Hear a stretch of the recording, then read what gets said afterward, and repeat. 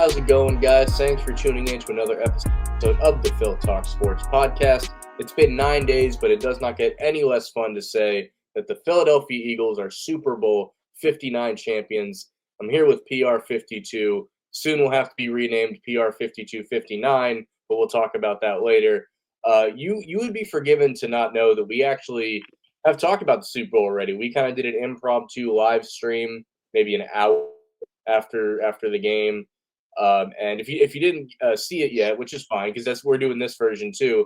One of us was a constant professional, and the other one of us was really drunk. So if you haven't seen it, you can guess which one was which. But Hank, I appreciate you sober enough for part two, man. Thanks for that. Well, yeah, of course. Like, I don't think I've ever had that much alcohol since I was in college, and I didn't even drink that much in college. Right. But so we figured we'll call this one the sober edition. We're going to talk about the game a little bit. There isn't much that we can say about the game that hasn't already been said by other people. But we are going to start with the game, and then in these past 9 days, like so much has happened post game that's worth talking about, but it's still involving being Super Bowl champion. So we can start off straight up. Probably just give our main thoughts on this. So how many times? Let's start here. Have you rewatched it in any capacity yet? I've watched the highlights, of course. Like, I've seen some of the specials, including I went ahead and went back on. I think it's the ESPN Plus app, and I looked back at all of the playoff games from and of course the Super Bowl from the what's that? The show is called Turning Point. I was watching the Turning Point specials, and it's good to kind of see like a breakdown of what was going on, what the players were thinking, what the coaches were thinking, both from the losing and winning side. And I think that the most interesting part about this whole thing was how excited the defense was that they never blitzed once. Like, I think there was like a part where Zach Bond is talking to like Nick Morrow or something like that, and and by the way, Nick Morrow is a Super Bowl champion. Imagine that. Where he's basically like, we didn't blitz once, and he's like, yeah, we didn't blitz once, and I just think that was amazing that we did not blitz once. I think that it's so crazy that over the last like 20 years we were always blitzing, and we were playing a team that always blitzes, and we didn't do it once. I also thought it was interesting that when we were up 24-0, Chiefs fans were like, "Oh yeah, Tom Brady and the Patriots, they came back. This is nothing." And of course, like while I was watching the game, I was like, "We need to score more points. We need to score more points. 24-0, that's nothing." But obviously in hindsight, you can look back and you're like, even if we only scored 24 points, we still would have won. Would have been enough. I mean, I had a similar thing where once it was like after the pick six, really, like my phone starts blowing up. And I think I mentioned this on the stream, but it'll be a lot more coherent this time. All I was doing was sending people back the Kobe Bryant meme of like job's not finished because I wasn't going to get in like text conversations with people. So I must have sent that meme out 15, 20 times throughout the night.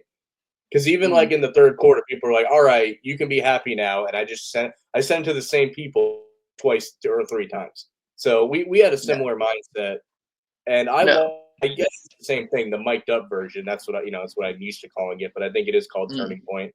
And you could see the Patriots, like not the Patriots, but they mentioned the Patriots. The Chiefs were like they wanted that to be in their version of the Turning Point if they came back and won. So you almost felt like they wanted seats of being like, no, we can come back from this. This isn't too much. And I think the part that really broke them, it was before the strips fumble, but I forget which player it was. But he just looks at someone, he's like, man, they're tagging. Like that was where the deflation came from, where it's like, not only are they getting to him, but like it's ugly when they do. And granted, in real time when the game was happening, I didn't realize there wasn't blitzes going on, that was something you kind of learned late in the game. But to Mhm, imagine the other thing I thought of once about that is they're so vindicated from 2 years ago about how bad that field was. Granted, this is like mhm, a very different line from then, but it's like mhm, clearly you can see the difference of like when that is the strength of your team and it's taken away and you still almost win. So then when you actually mhm. have what a difference it makes. Yeah, and of course, in the Turning Point episode, they spend about because the Chiefs really didn't do anything. They spent like 5 minutes being like, "Well, a few years ago, the Kansas City Chiefs were down 24 to nothing against the Houston Texans in the playoffs, and they won the game 51 to 30 something. And then the next game, they were down to the Tennessee Titans, something something. They came back, and then they were down by 10 points to the 49ers in Super Bowl 54 or something like that. And they came back and won.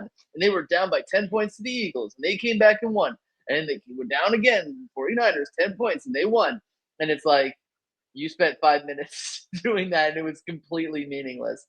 I think that the final thing that I noticed about those videos was, especially when it came to the Chiefs, every single time the Eagles got a turnover, you could see Chris Jones super frustrated, being like, "Oh, because I got to put this helmet back on again." Right. And I was Yeah. just like, "Yeah," he was just like, "Oh," like just super mad that he had to put that helmet back on again. And I was like, "Dude, just do your job." No, I'm Yeah. just kidding. 'Cause Like I'd be frustrated too. To be honest, I would be frustrated too. and talking about frustrations, like people were kind of pissed at like the spin the announcers were like, well, the Chiefs came back here and then the other time, so like they basically said denial. But I mean, if you've ever called a game and it's starting to look ugly, you kind of have to take that route in it. So like, I'm not Mm, upset that they had to. They're not going to say like, all right, guys, this one's over. Go enjoy Seinfeld reruns. Like they're not going to say that. So I'm totally fine with the whole, hey, they could come. Like we were all thinking it too up to that point. I mean, even late in the yeah, third quarter, people were just like, "All right, let's just keep this moving here." Um, it was the last thing anybody expected. Like, did we think we could win? Yeah, absolutely. We both said it like the week beforehand, but like nobody would have ever guessed the score, and the score indicative of how much of a blowout it was. Because that score may say 40-22, but 40-6 is really what could have easily been the ending of this game. So like it's just, what a shock it was, and like I think I'm still coming to terms. I've only watched my only replay of it has been the turning point mic'd up thing, but it replays on NFL Network basically nightly right now. And I happened to get home, and it was right at the back-to-back sacks and Cooper pick six. So I'm gonna watch mhm, till the half and then go to bed because it was like 11 o'clock. So it was like the perfect couple minutes to watch. So that's the only part I've watched back just in normal real time. But yeah, I don't think I'll ever go old. I think the mic'd up will be the easier thing to go back and rewatch because it's just a little more static and stuff. But whereas 52, even now, I can watch it and like I get nervous when Brady makes the comeback. Even now, it's been seven yeah, years. You won't have that for yeah, this one. So you can watch this one at any enjoyment level you want. You can jump into the game at literally any point in the game and still enjoy it. mhm. So just what a big difference those two and are. and still be winning. I think that it is super incredible to watch all of that stuff, and they make it so quickly. I'm looking forward to the America's Game one, the one where Yes. like there's like 4 or 5 people narrating it. Which I mean, Jalen Hurts will be one of them. Nick Sirianni will be another one. Probably AJ Brown, and then either Darius Slay or CJ Gardner Johnson will be the other one. Like no, or Zach, or they might put Zach Vaughn in there, but they got to have a defensive player, and they probably like one of the loudmouth defensive players. Yeah, definitely. The other thing I noticed with the biggest difference is when you look at 52 is the Philly special is what gets highlighted the most. And I think in this game, and this can kind of jump into our other topics, like what is the single play in this one? Is it the pick six or is it the play that's been named the Devontae Dagger? What do you think is going to be what this game's remembered for? I think it's the pick six because you have to think of it like this. I can't think of a single white defensive back or cornerback in all of Super Bowl history who has ever returned a pick six in the Super Bowl. Right. Like I can't think of a single one. And it really brings the times back to like the 50s and the 40s when it was like basically all white players who like were what like garbage men and Yeah. like coal miners. But I think it really is that, and of course, like if we are going to jump to that topic, 52 versus 50, do you want to do that right now? Because I So can. yeah, I was gonna go to that next. I agree with you that it is six because even the amount of pick sixes in a Super Bowl is probably like under 10. So that alone is like, and like in recent times, there was one in the Falcons Super Bowl with the Patriots. There was the Tracy Porter pick six with the Saints, and just in like modern times, that's the only one. And then a couple in like the Bucks There was a Ty Law one, and then there were like three in that Bucks one. in the Bucks one. I think there's more like 15. Sure, 15. but it's rare, and I think outside of Eagles fan base, it'll be the Cooper one 1,000%, and then with Eagles fans, it's kind of it'll be closer to a mixed bag. But I think the Cooper pick six ultimately wins that. Honestly, like unlike the Philly special, which was like needed to win that game, we didn't need DeVonta Smith to win. Like we could have that drive could have been a 4-minute drive for a touchdown or even a field goal, and it doesn't change the complexion of the game at all, like in any way. Because what was it? Right after that happened, when it was 34, when it 34 to nothing, they started scoring. First points. Yeah, so for sure. Yeah, so I mean, it's more of an inconsequential play than the pick six. The pick six was undoubtedly needed, you know, because of where we were and what we did. And one of the other big things is like we always to this day we talk about like the piss poor performance that Al Michaels gave on the microphone in 52. The announcers in this one saying like, oh, the Eagles could run out the clock here potentially. Oh, they're actually going to go for it all, and like he had a beautiful call on that dagger. So that's a big difference too. I want to give hats off to that. But you touched on Burkhardt or whatever his name is. Yeah. Burkhardt. Well, you know Burkhardt is an Eagles fan, right? Yeah, people were mad about that when he gets all the games. Like this is set way in advance. They didn't call him up and be like, "Hey, like announcer can affect the game or something." I don't understand that at all. But because and it's human nature that you always, comparison is the thief of joy. But we compare things all the time, and the quick discourse became not like what game is better necessarily, but what Super Bowl means more to you. Yeah, I would say the first one is more meaningful to me because it's just one of those situations where our whole lives, like you're 2 years younger than me, our whole lives we were told, you will never win a Super Bowl. You will never win a Super Bowl. Look at this on my hat. You will never win that. It's like that one Borat moment where the guy's like, haha, you will never get this. And then eventually, like, we got it. And that team was just, it reminded me of kind of like one of those teams that just randomly got thrown together. Like we had a backup quarterback. We didn't have a single 1,000-yard receiver. We didn't have a 1,000-yard running back. The defense was also kind of like randomly put together, like a 6th-round corner, a 3rd-round corner.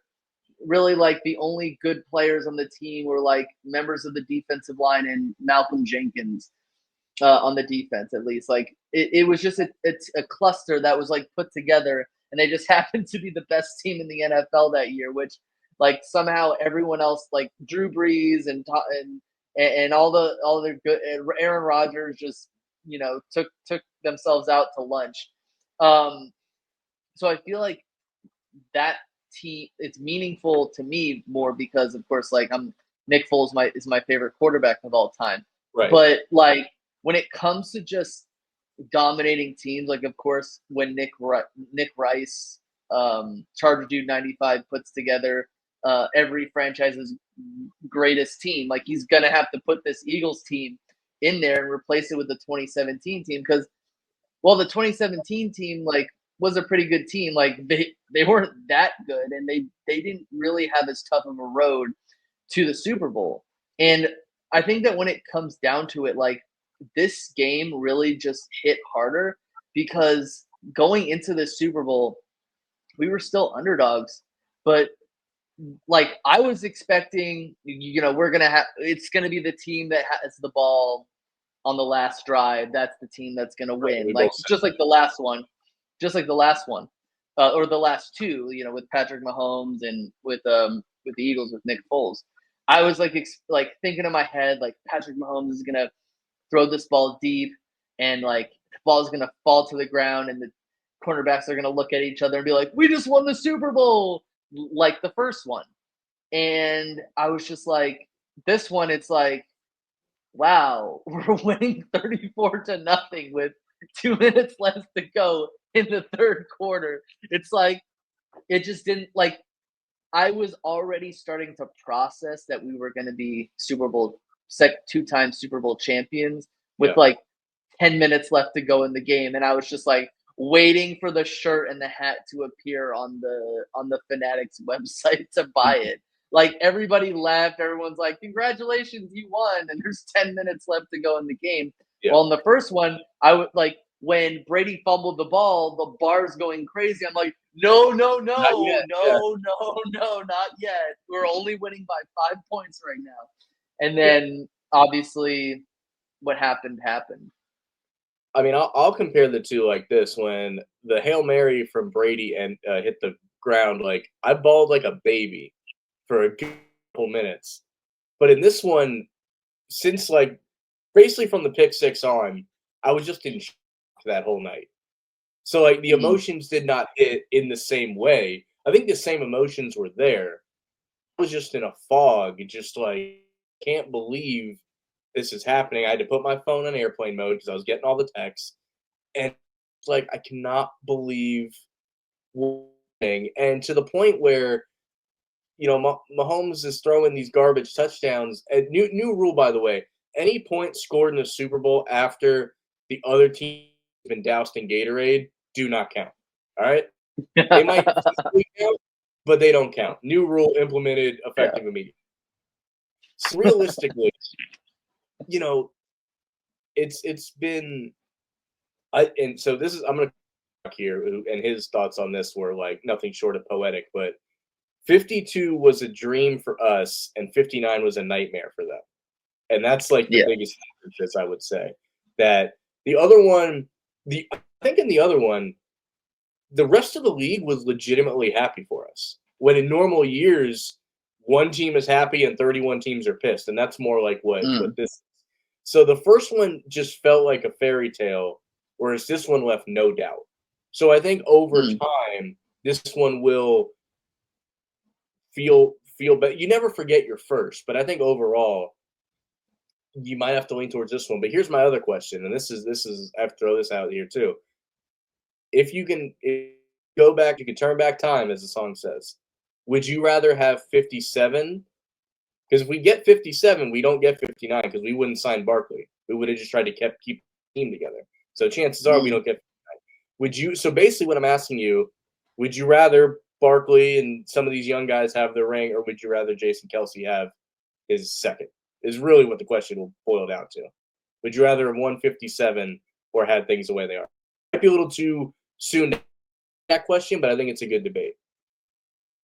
I think the way this universe wrapped up is good enough. Like, of course, like we were all super depressed 2 years ago, and losing the Super Bowl sucked. Losing the Super Bowl the way that we did 2 years ago sucked. Like it was not fun to be up 24-0 and be the victim, just another victim of Patrick Mahomes and his, rally to come back. And of course, like the whole thing with James Bradbury and the awful conditions of that field. But I'm just happy for Saquon Barkley. Like Jason Kelce, he has his ring. He has his one ring that he won with us the first time.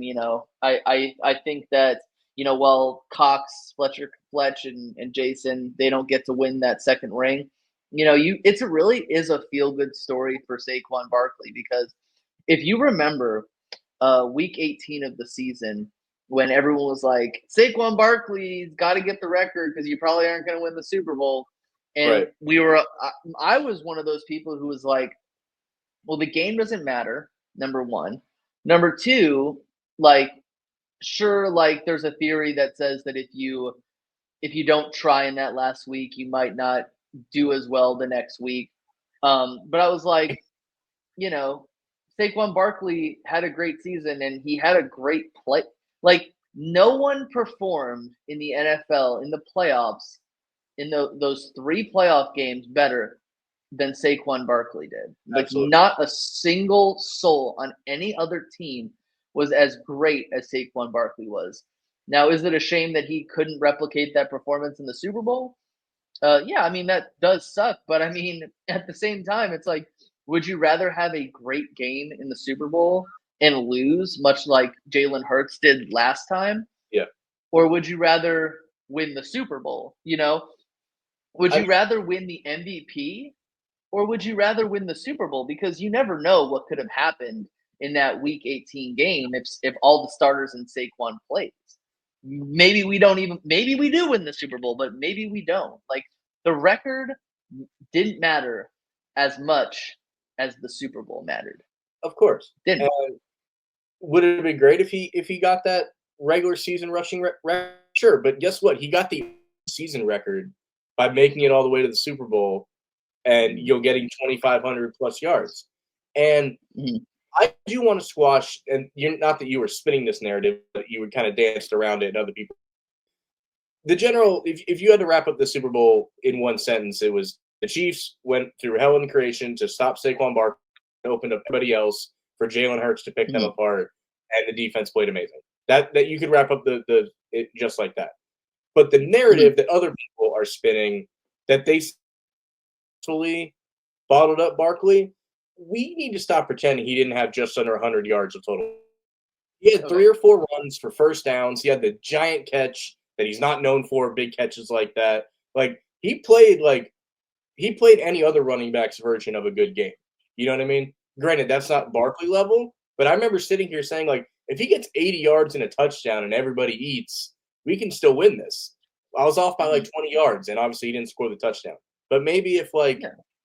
instead of that Devontae Dagger, we chew the clock and he gets one in from 3 yards out, like I don't think it changed his legacy. I mean, and you saw in the mic'd up thing where Jalen Hurts said, like, you were the difference. You're why we're here. Which is why, like, and Mhm. we're gonna talk merch here probably in a minute, but I haven't gotten like the Super Bowl jersey yet, and like the Cooper DeJeans are going out of style. The Hurts are coming back in style pretty quick, but like the Yeah. Barclays aren't selling quite as fast of the performances of other people. But I would not be ashamed to get his Super Bowl jersey because he had an above average game for anybody else, and he is the reason you are there. It's no Mhm. different than wearing a Fletcher Cox 52 jersey. Yeah, he only had one tackle in the stat sheet, but like he has a big part of why that's there.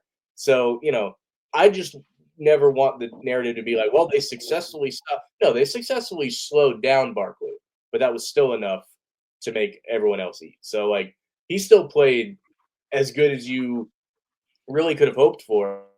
Yeah, could he have broken off another extra run or two? And Yeah. I think even though he didn't have the greatest statistical game, like right, at the end of the day, if Saquon Barkley had 0 yards and 100 rushes and we still won the Super Bowl, it's it doesn't matter. It shouldn't matter to like as an Eagles fan, we all know that the Eagles won two championship games in their whole history, 7-0 and 14-0, where the quarterback threw like completed 3 out of like 15 passes, and no one's saying that Tommy Thompson wasn't an NFL champion. You know what I'm saying? Like, mm, I think that when it comes to like fantasy football has really like ruined our like rotted our brains in the sense of like if you don't have a 300-yard passing game and you don't score 4 touchdowns every single game and you don't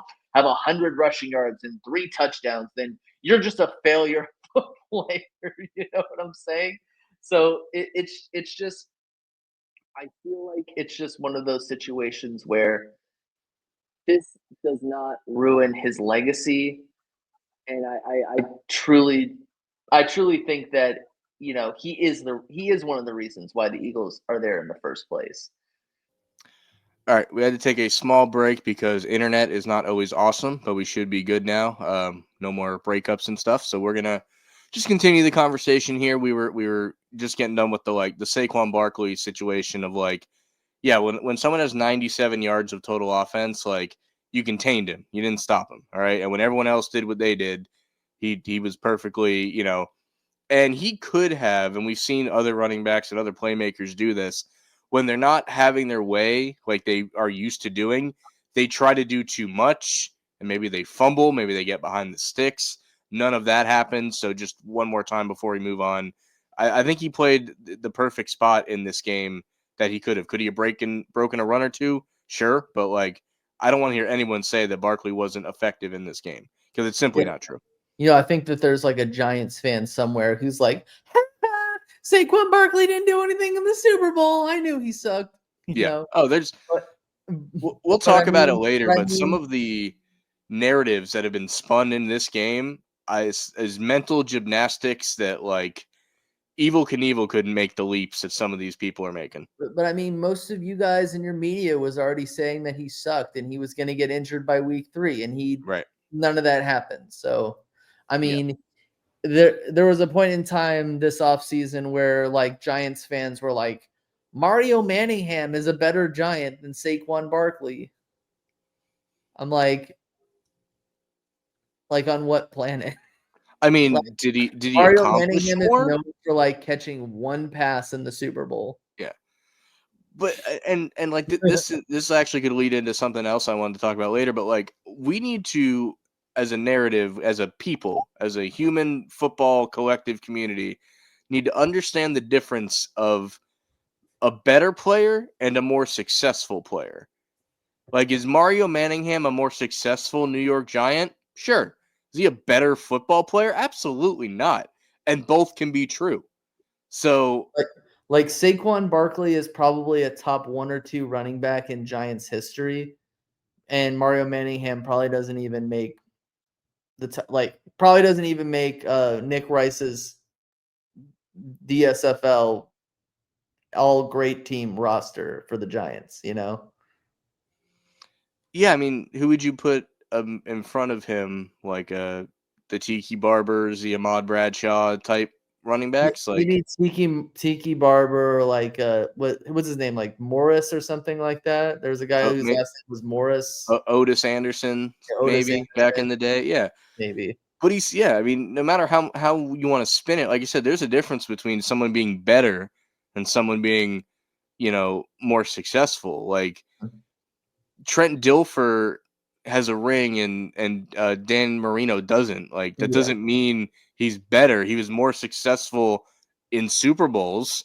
That's just a factual statement. That doesn't mean he's a better quarterback, and anyone that thinks he is should be executed on the spot. So it's not even it's, and that's the what has truly broken the internet that I've seen in these 9 days is they're trying to say that any of these other guys would have won a Super Bowl with this. We sucked for 18 weeks to these people, and now we have a super team. I don't know how that happened overnight, but apparently it did. Hats off to us. Somehow Howie Roseman only picked the great consensus players like Quinyon Mitchell and Cooper DeJean, and that means he sucked. But apparently, the guys who he picked were still good. I don't really get that. I came up with a thing today. I was like, look, if the Philadelphia Eagles could win with an average quarterback, which that's what they're saying, Jalen Hurts is just an average quarterback, which if that's how you feel, that's how you feel. No one's changing your mind. Yeah. Why don't you just why do you even have Josh Allen, Joe Burrow, Lamar Jackson, Tua Tagovailoa, Dak Prescott, Brock Purdy in the first place. Yeah. Like, why don't you just build a super team with all the money that you were going to pay your starting quarterback? And why don't you just go sign like Jake Browning or Tommy DeVito or like 2017, like the 2017 Nathan Peterman and be your quarterback? Like, show us how everybody else but the quarterback can be successful if the quarterback is average to below average. Like, you show us how to do it. Like, why are you wasting your time with these elite to semi-elite quarterbacks who are like MVP candidates who can't even beat Patrick Mahomes in the playoffs? I mean, Like, you show us how it's done, okay? people need to understand too that what you just described is how football was constructed for a solid like 30 years prior to like modern times, where like you had a good, solid, tough, good leader of a quarterback and you put shit around him to be successful. That's how this sport initially, in modern times was set up to be. So when people are on Twitter saying like, I agree with the sentiment when people say like not all championships are created equal. A lot of people can look at like what Kevin Durant did with the Warriors is not the same as like what Steph did before and after him. And you can think of examples. I want to just make this abundantly clear. I don't care if Jalen Hurts is better than Josh Allen, Patrick Mahomes, anybody, because he wins. And that's what we're supposed to care about. I got news for you. Tom Brady was not the best athlete at the quarterback position ever. He was in a system, and I'm not calling him a system quarterback, but like once it was built around him, he drove that bus for 2 decades and it worked. If we can drive this bus for half a decade and win another one, that's successful. And you got to look at him the way you look at like a Ben Roethlisberger at least, So I don't care if someone's good. I care if they win. And that's the way people should view this stuff, and they just don't. I mean, I've seen people post Patrick Mahomes highlights from this Super Bowl, like those 3 touchdowns he threw when the game was over, and they're like, "Oh, this is the most impressive throw I've ever seen." I'm like, but it didn't matter. Devontae Smith had a much more impressive catch, the other way around. So I do want to move kind of past the game a little bit, but I do want to put that out there that moving forward, I don't care if my player is better than your player, but if my player beats your player, act accordingly. That's all I'm trying to say. Yeah. But let's talk something that we care a lot about. Not everybody necessarily will, but let's talk Super Bowl merch, because we talk about it all the time. That back in '52, which I might go grab the hat if I get a minute here, it's one of the ugliest Super Bowl hats in like modern history. I think that's been corrected with the hat this year. I do got to say, I like the 52 shirt better. This shirt's fine. I like, it's what you'd expect. But my hot take might be that I like the 52 shirt better, but the 59 hat is leagues and bounds better. What's your opinion? I didn't mind the hat. It's like it's shiny and in certain ways, and it's much more different than this hat, because I feel this hat is kind of like it feels bigger in a sense, and the back of it is kind of like a snap hat. The other one was like was more of like a Velcro thing. I had actually bought the hat leading up to the Super Bowl that like all the players wore like during the media time. Yeah, because I thought that was the Super Bowl hat when I bought it. But I feel like I didn't like the shirt because it felt too heavy. It was heavy, but for all I know, that's what a Super Bowl shirt's supposed to look like. I have no idea if the case. That's truly how I felt. I'm like, yeah. So that part, this just feels like a T-shirt, a regular T-shirt that you could get anywhere. Whereas that was some sort of material that was definitely different. That was some weird material. I mean, of course, the shirts are supposed to be made like extremely cheap because the NFL just sends all that merchandise to a third world country, which is real awkward because they're about to get Kansas City Chiefs 3-peat, and they're like, wait, last year they didn't win. Well, last year they got 49ers merchandise. That would be very confusing to them, but luckily they won't have to deal with that, because I heard that shipment was actually intercepted by Cooper DeJean. so Mm. they won't get it anyway. So it's fine. Yep. One thing about this hat that'll be a snapshot of the time. I don't know if you've noticed being on like Lids or any sort of website, but the whole like rope thing on the front here is very much of the times. It's like a lot of hats have that, and I'm pretty neutral on it, but it'll just be like 10 years from now, like, oh, that was a very 2024 thing to do to the hat, you know? Kids are gonna be like, Dad, what's that? Yeah. You're like, I don't know. Because that used to be for just like fishing hats and stuff, because you could like Yeah, slide it's like your lures in fishing it and stuff. hats or like golf hats or something like Yeah, that. that too. So what other merch? So the only merch that I've gotten so far is right Mhm. here. I did buy the ESPN magazine, which great work on that, because normally we look forward to the Sports Illustrated. Sports Illustrated is not around anymore. ESPN really picked up the slack on that. So if you get a chance to pick up that, it's like a 90-page, just really good quality. Like if you ever get a chance to pick that up, and it was $15. I fully expected for it to be $49.99 or some bullshit. So like hats off to Mhm. them for putting that together. But as far as that, anything else I've ordered isn't here yet. I do look forward to like updating that later. But a lot of it even said like, hey, this isn't shipping till August. It's like, cool, I'm putting in for it now. So, as of stuff I have, I've spent a good amount on some stuff, but it'll be like, it's like past me is gifting future me some stuff, because I will forget like what's coming when, and I'm gonna get home from work and there's gonna be a big old box of stuff, and I'm like, oh, thanks, past me.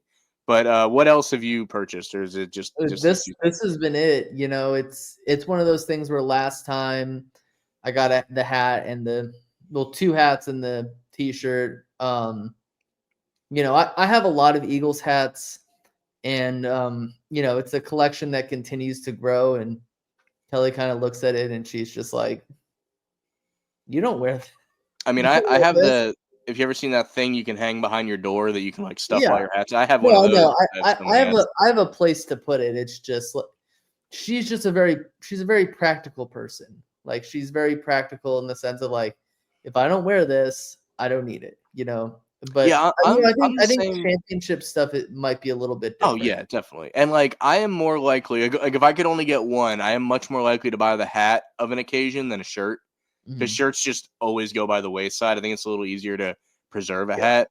But no, Hank has so many Eagles hats. He actually sent me one the other day, so it's sitting right here. But it's Mhm. like it still looks brand new for the most part. So he takes good The, care of his the, the hats. back the back is kind of meh. Yeah, it's okay. But I mean, the fact that all this white here is still like brand new white is, hats off to you, sir. Because Yeah, really I know. I great don't know what condition. I did. Yeah. Didn't clean it. Didn't clean the outside once. But I think I think a lot of it has to do with like I mostly just wore it for like one season. Like that was the '09 season. Right. My favorite one, if I can remember, I think Maybe it's the the '08. '08 season. We've had this conversation before, but Mhm. like sideline hats have not been great in recent years. The draft hats have fallen off a cliff. Every like 4 or 5 years, you'll get a good one, but that's about Yeah. it. But Well, go ahead. I think a lot of it has to do with the fact that back then they made a draft hat, they made two sideline hats, and they made like I remember the hats. What they used to do was for 1 year at least. I remember Super Bowl 39. The hat that Donovan McNabb was wearing was like the draft hat for that season or That's something kind of like cool, that. actually. Yeah. And Yeah. then but now that New Era makes everything, it's just like they'll make anything and just mass produce it. And they're like sideline hat. Yeah. So I don't know. Some of those sideline hats that New Era makes, they kind of just like morph together, and some of them they all look the same. They're not really that creative. Right. I think the big issue is like New Era. I mean, half the hats I have on this wall are probably New Era. I'm fine with New Era, but Reebok just made really good, practical, well put together. Mhm. Every year was completely different stuff, and just the fact that Reebok isn't partnered with the NFL in any capacity is kind of a bummer to me. You always looked forward to the draft hats because they were all like mesh. They were Yeah. all like mesh in the back, kind of trucker hats, Mhm. but they were flex fit. Whereas now it's just like, what are you doing? You know? So like I used to never wear snapback hats, but when snapback got popular, the quality of fitted hats went down the drain. So you Mhm. almost had no. You could buy a fitted hat, but it looked like crap and never Mhm. held its shape. So you didn't even bother with it anymore. So that's Yeah. why I went kicking and screaming in the snapbacks. Now that's like 90% of what I have because it's what fits and what looks good. You guys Yeah. didn't think you were getting fashion advice on this podcast, but we got you covered. Let's jump to parade talk. Uh, I remember. I think with the 52 parade, people just remember the Jason Kelsey stuff. They don't remember all the little things. I think all the stuff that happened with this parade, including like the mayor taking too long to give her speech, and everybody. She can't even spell Eagles. No, she can't. So that was rough to witness. Some of the highlights: Josh Sweat wearing Chris Long's fur coat. You assumed, and I agreed with your assumption that it was going to be Brandon Graham that asked to wear it. It ended up being Sweat. Very cool. I think Josh Sweat, if not Jalen Hurts, could have easily been the Super Bowl MVP. And had he won it, people wouldn't have batted an eye at it. So if he wants to wear the fur coat, wear the damn fur coat. When Chris Long came out and he said, "Oh, I've had someone called me about it." I think someone said like that they thought it was going to be like one of the defensive backs. They thought it was I was one of like, the no, exciting it's ones. going to be a defensive end because none of those Yeah. other guys remember Chris Long, like let alone like someone who played with him is going to contact would him. think, It's not going to be like it's not going to be CJ Gardner Johnson or anything like that. Well, I think people thought it was going to be Cooper because, like, he has had some of these modern guys on his podcast, so like they might Yeah. know him from that. But I wouldn't have guessed Sweat. It makes perfect sense that it is. But do you agree with my sentiment that if it wasn't Hurts as MVP, that it could have easily been Josh Sweat? Yeah, or Because Cooper DeJean. if Cooper had like another stat thing to throw in there, because like he played amazing, but like his Yeah. stats are like 2 tackles and a pick six, which Yeah. I'll take it. But no, I agree. If he had like we didn't blitz, but if we blitzed him off the edge and he got a sack or something like Yeah. that alone could have put him over the top. Yeah. But yeah. So the other I loved seeing Jake Elliott kick beer field goals on the side. The story of Saquon Barkley finds ball boy in crowd and pulls him over the.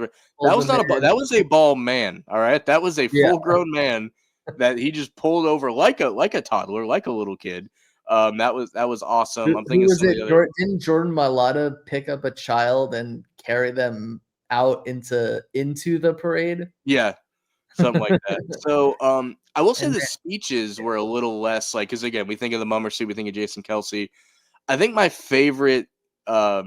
I love Big Dom just being like, "Hey, love you guys, I'm out." Like he wasn't trying to make the moment about him because that that man lives in the background and that's where he likes to be. That's where he's comfortable. I totally understand that.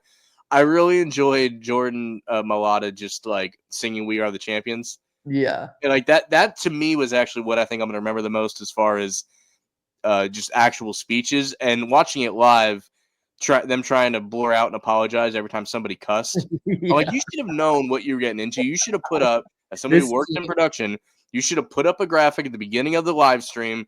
Any language, is not constituted of the beliefs of this network, yada, yada, whatever you got to say, and just let it ride.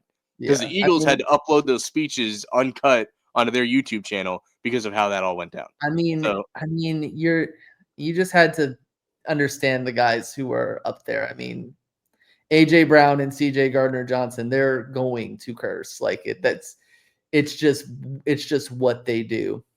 absolutely. I think that the highlight of everything was, for me at least, was Howie Roseman getting a beer can to the head and him like that image of him smoking that cigar with that huge like gash on his forehead, and he was like, I bleed for Philadelphia. I bleed for this city. Yeah, that's definitely gonna be up there too. I don't know that I was expecting some big grandiose speech from one guy that didn't come. Like I think that was just a unrealistic expectation that Jason Kelsey set because it's not normally how it goes. Yeah, I think that like after the Super Bowl, I was like, all right, which player is gonna show up in the Mummer? Yeah, Like I was just like, Jason has got to give this thing to Cam Jurgens, and he's got to get up there and make that speech of like, nobody believed in us, Jalen. You're just a runner. and then and It's blah, the blah, whole blah, team. AJ, you're a diva. Yeah. I think Dickerson tried to do A little something bit of like that, yeah. that, but like I don't know. I just needed the mummer. You know, My favorite F-bomb on there though, I think it was Jurgens, is like he's like running by the rail and the announcer's trying to like put the mic in his face. And he's like, "Hell yeah, go fucking Birds!" And he just took off. And like, he's like, "Oh my god!" Like I love that. That was great. Yeah. If you had to give this Super Bowl a name, I have two here, and you can tell me which one you like, or you can add a third. Would you rather call this the Boots to Asses Bowl or the Zero Blitz Bowl moving forward? What would you want to refer to I this thought it game? was the belt. I thought it was belt to ass. Belt to ass. Yeah. So the That one. original term, That it's a wrestling term, boots to asses. But yes, you're right. They switched it to belt. It's So it's would you gotta, rather do it's that? gotta be that one. Okay. And then the image of CJ Gardner Johnson with the belt Yeah. and just smacking air at the parade. Yeah, that's what it's got to be, but it'll never be that because it's Well, I mean, I think that's what like the fans will call it, but then like when you got to mention it on like First Take, it could be the Zero Blitz Bowl. I could see that Yeah. being the case for sure. So luckily, trying to not look forward too quickly, but like we don't have a lot of guys hitting free agency, but there's a handful of like key guys. If you could keep two, what two are you keeping? Zach Bond, Yep, I agree with that. That's also one for me. and Milton Williams, but I don't think they're going to keep both.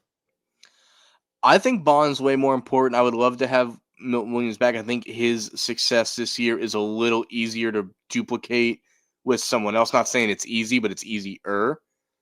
So, like I said, definitely Bond is one for me. I'm trying to remember who the other guys even are now before I think it's like Sweat and Rogers and Lovato and I would like to get Sweat back. He's been here a little longer. I think he is only going to have more confidence after the game he had in the Super Bowl. But it's so great that like none of these tough decisions are on the offense. Like the offense is just going to be the offense for the large part next year.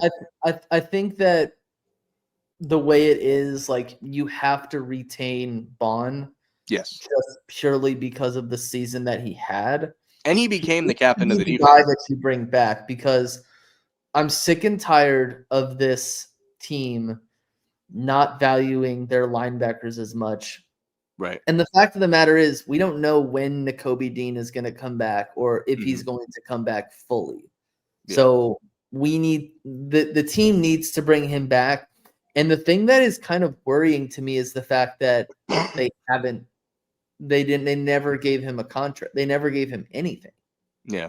Like not a contract, not anything. It's just bizarre. I didn't realize what a leader he had become in this short time because, like, when I watched the mic'd up thing, like, part of it is like, yeah, the linebacker will call the play, so you do have to huddle around the linebacker. But like, he was the one talking in the huddle. It wasn't any of the linemen. Brandon Graham didn't play enough to like do that consistently. So maybe normally it's him and Bond stepped up after that. That could have been the case. But I was pleasantly surprised to see that. And mentioning Brandon Graham, it seemed like a full-gone conclusion. Like, yeah, he's retiring. This is his last game. What a way to go out. I've seen even like the Philly talk shows, not like the mainstream ones that don't know our team, really deep. Like they're talking like that all went away. Like they're talking like he's coming back now. And I don't blame him if he does, but it is weird how that talk just evaporated. Yeah, the big problem is though that we're probably gonna, if he came back, I mean he's a free agent, I think, and we give him $12 million, and I just don't think that it's worth it. I agree 100%. The narrative changed on a dime. Like it went from like, oh, what a way for BG to go out to like, whoa, BG's coming back now. So it's like, whoa, when did that change?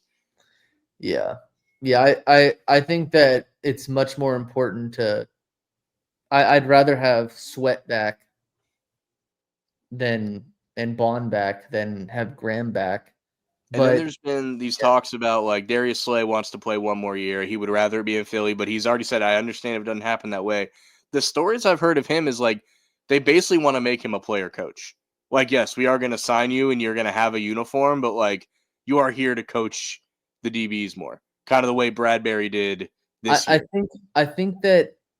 think that it wouldn't make any sense to really trade Slay because I don't think he has any real value Yeah, with I like agree. his age.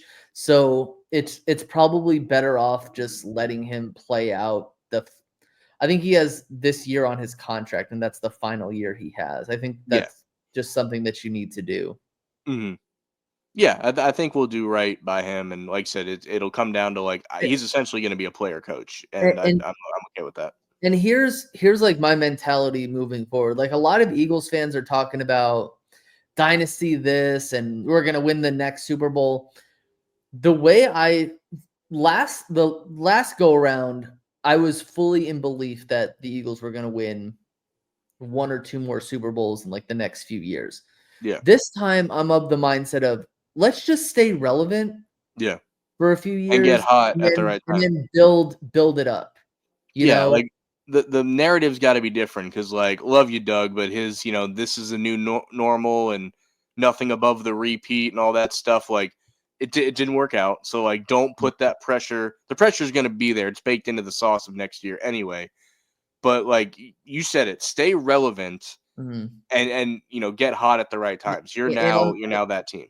and not to like besmirch Jim Schwartz, but I really do think that Vic Fangio, and I hope that I'm not jinxing myself here, but I think that Vic Fangio was a better defensive coordinator than Jim Schwartz was. I'm not going to say that he was fraudulent, but like I I trust him a little bit more with a lot because a lot of the defensive players that we had this year like came out of completely nothing. Like Oren Burks was starting in this Super Bowl and he looked like he was pretty good.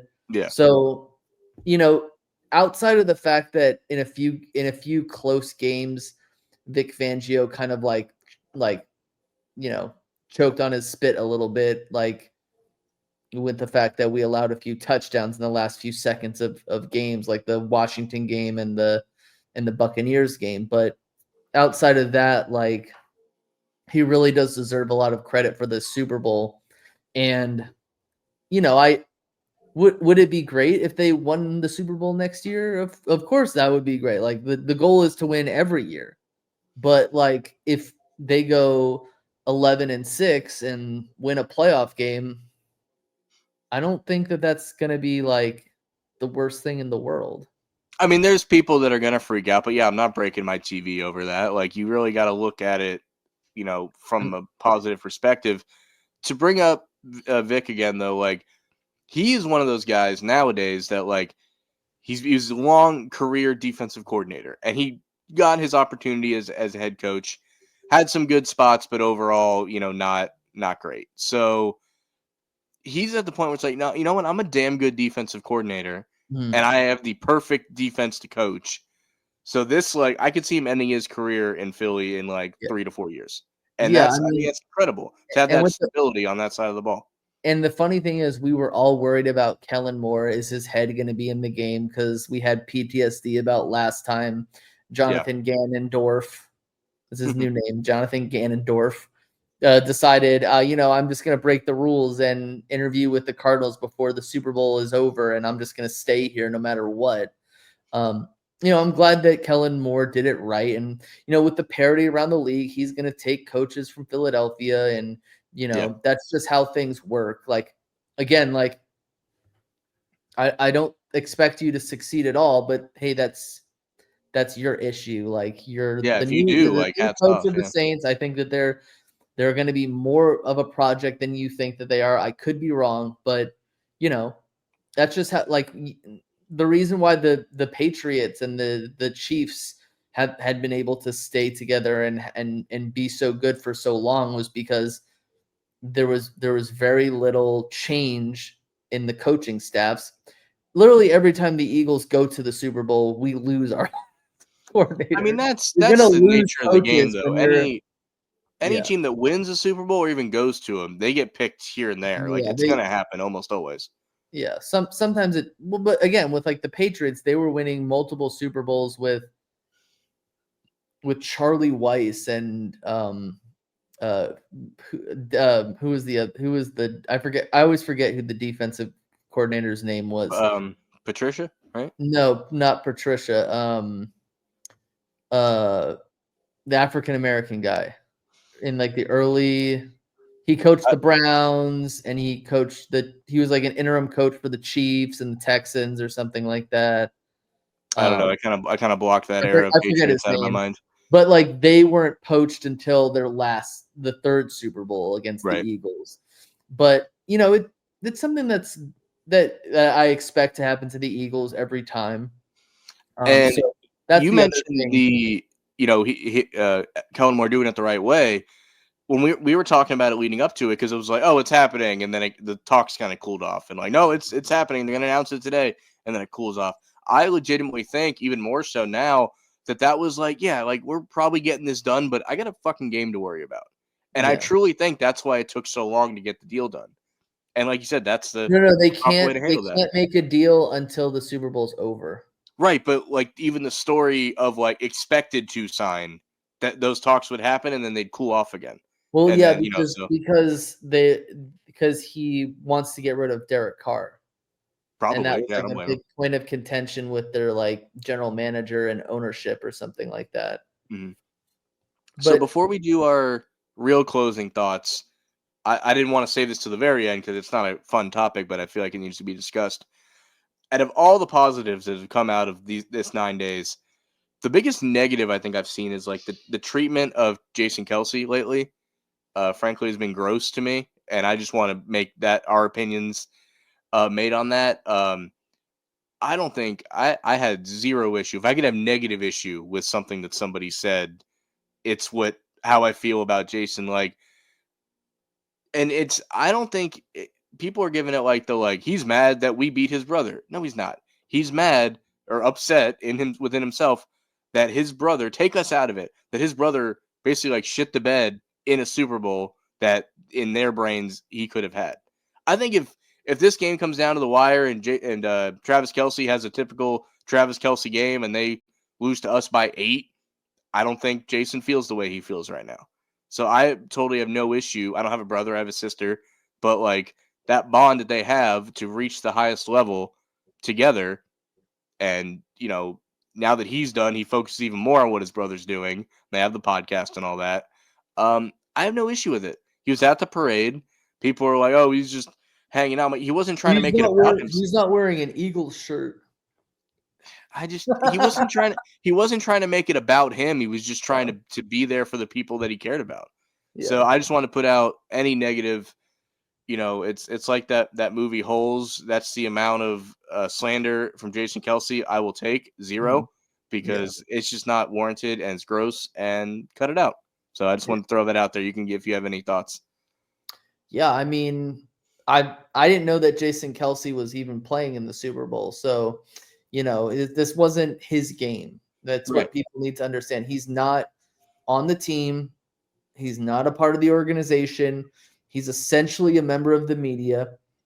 He's on ESPN. He's on his podcast. Jason Kelsey, look, Jason Kelsey has known Travis Kelce for like 36 years. Okay. These two went to college together. If not for Jason Kelsey, Travis Kelce would not be in this league. So, like, obviously they have a bond that's very strong. Right. Their bond is stronger than the sibling bond that I have with mine. And, he's allowed to feel however he wants to feel. Do I think he wasn't rooting for the Eagles? No, I do think he was rooting for the Eagles. No matter what kind of shirt he was wearing, I wasn't even wearing an Eagles shirt while watching the Super Bowl. I didn't wear an Eagles shirt all season. Right. Yeah. And that doesn't have anything to do with who I was rooting for. I just think that people are just, people just need to touch grass. It's just one of those situations where our team just won the Super Bowl. And the thing that you're focusing on is Jason Kelsey, a guy who didn't play in the Super Bowl. You're worried about what is he going to post after we won the Super Bowl? Like, well, what's his announcement going to be? It doesn't matter what his announcement is. If he wants to announce it, great. If he doesn't want to announce it, that's great too. Yeah. Um, The one thing that bothered me to any level was like, I guess their podcast page posted like a congratulations to the Eagles, and Jason had them take it down because like the fan base that they've garnered through Travis was upset. So he didn't walk it back, but he's like, I don't want to deal with that right now. So just pull it down. So that was a little like soft skinned for the people that like made that happen. But other than Yeah. that, dude, like Jason Kelsey is an Eagles legend. He mm, always will be. And the Yeah. fact that in a 9-day stretch, he went from here to like you can't even see him on the screen in mm, some people's eyes, you know, are they gonna if 7 years from now AJ Brown plays somewhere else and we win a Super Bowl without him and he's not doing backflips for us, like yeah. does that change what he did 9 days ago? No, it doesn't. No. It's ridiculous. So And it's gross. Don't do that. And to add this, completely off topic, like I had never interacted with an online Swiftie in my life, and I wish I had never seen an online Swiftie. Yeah, I ever. can't get away from him this way. I don't like. I feel, and this is like the most I'll ever pat myself on the back about anything. I feel like I use social media the way it was intended to be used. I Mm, keep in touch with friends. I follow mm, the shit that I want to follow, and mm. that's it. I don't get in Twitter arguments with strangers. But they're just, I can't help but see them right now. I can't. I go out of my way to like, the people that saying like, there's some Super Bowls that are meaningless, and the one that Jalen Hurts just won is one of them. It's like, screw you. We just won Oh 40 yeah, to that 6. that one. You saw that Oh, one, oh right? yeah, oh yeah. The guy who was like, he's like, ever since Jalen Hurts won the Super Bowl and Super Bowl MVP, those things are just completely meaningless now. And it's like, okay, pal, like I want you to go into a room of whatever fans or fan base of team that you are, and I want you to just say out loud, I hope we lose. I hope we don't make number one, we don't make the Super Bowl. And if we do, I hope we lose because that's more important than winning it. Right. And so the amount of stupidity that I see from people now that I don't follow these people. They just show up. They're just there. They're just there, and it's crazy to me. And then I just go back to interacting with the people that I want to interact with. Most of it is just bait, though. Most of Oh, it is yeah. just like I don't get enough attention, so let me say something insanely not so smart and see what kind of reaction I get out of people. And when it's Philly fans, like Philly fans are one of those fan bases where it's like a moth to a flame, or it's like Hmm. it's like a sandwich to like a hornet's nest, you know? I mean, I look at it because Eagles fans have terrible reputations. I get that. My take on that has always been every fan base has terrible human beings in it, and we may just have a slightly bigger population of that than others. And they're the louder bunch, right? They're the water circling the drain at the end. They're louder than the rest of the water going down. So I don't. I saw when there was videos of Nolan Smith at the parade, like really, really drunk at the end. I literally saw comments like, "You can't be drunk in public right now. Why hasn't anyone arrested that guy?" Like he's in a parade, man. He is like. Oh, yeah. You might have saw that one too. I'm just like that I don't was know. from a guy that was from a Commanders fan, right? I'm sure, yeah, maybe. Named Billy Tickle or Billy Tinkle. And I Okay. was like, sorry, man. Like I'm with that name, I don't think you're allowed within like 2,000 feet of a school. Yeah, I don't know. I just when my team We'll take lost the over a Super Hard Rock Bowl- Cafe, you know? Yeah, there you go. When we lost the Super Bowl 2 years ago, man, I was upset that we lost. I didn't try to diminish the team that won. Like I really didn't. I didn't. Yeah. It's just the way people handle things is crazy. But Oh do yeah. you have any closing thoughts before we get out of here? I don't want to end on that sour note. No, So no, we'll you're pull it good. back up. I think that this is a game. This was a game that I'm gonna remember. Like I said, I think that the first one carries more weight for me because of how I felt afterwards. Sure. After this one, I was just relieved that it was over 10 minutes before the game was actually over. Definitely. But I just want to reiterate the fact that, and I think we talked about it in the last one, in the 2018 NFL draft for the Philadelphia Eagles, the Eagles selected 5 players. Okay. 4 of those players who were selected in that draft, the draft after they won the Super Bowl, and Right. for the first game of the season had to wear The got patch, to wear the patch. which I feel like they didn't continue to do. I don't think every team does that. I think we just No, did no, that. no, the Eagles just did that the first game of the season because I like the idea of it, but it seemed like I hope we do it again. So, but Yeah. go on. Yeah. Dallas Goedert, Avonte Maddox. Wow, that's so cool. A thumbs up just appeared on the Yeah, I screen. saw that. What was that about? Dallas Goedert. I just did it again. Does it Avonte work if I Maddox. do it? No, it's just me. Just you. All right. Sorry. Go on. It's just Continue. me. Dallas Goedert, Avonte Maddox, Josh Sweat, and Jordan Mailata. I forget who the other guy was. It didn't make it. Yeah. Didn't make the team, but like it is kind of interesting how they didn't get to experience the first one, but they definitely got to experience the second one, and they all got to go to the Super Bowl twice, and they all had a role in winning the Super Bowl. And to piggyback off that, I'll end with giving the shout out to Brandon Graham, Lane Johnson, Jake Elliott, and Lovato as the 4 Eagles to be on both Super Bowl teams. And that second ring is going to look pretty awesome on those guys' hands. I'll end it here too with this. So like the Monday after the Super Bowl, I had to go to work. There was no way I could take off, and all week I basically had to be there. There was not a way to get out of anything.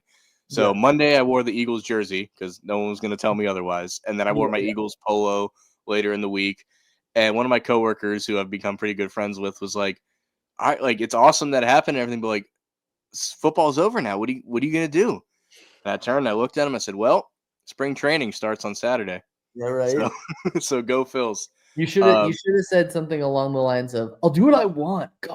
God. But no, that's where I'm heading next. Get to watch some spring training. Baseball is really busy for me. I'm not to knock on wood a little bit, but like I might be working for 3 teams simultaneously this baseball season. Jeez. So I'm gonna be pretty busy if that all works out.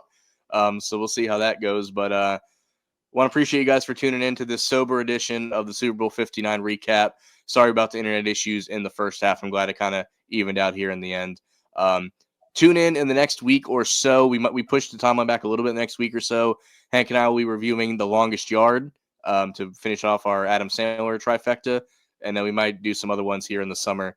And we'll get Nick back on here too. We'll probably do another one of the 3 of us just talking whatever's going on at the time.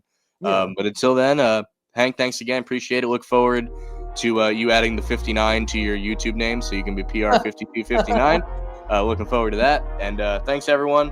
Go Birds, Super Bowl champs, and we'll see you next time. Take care.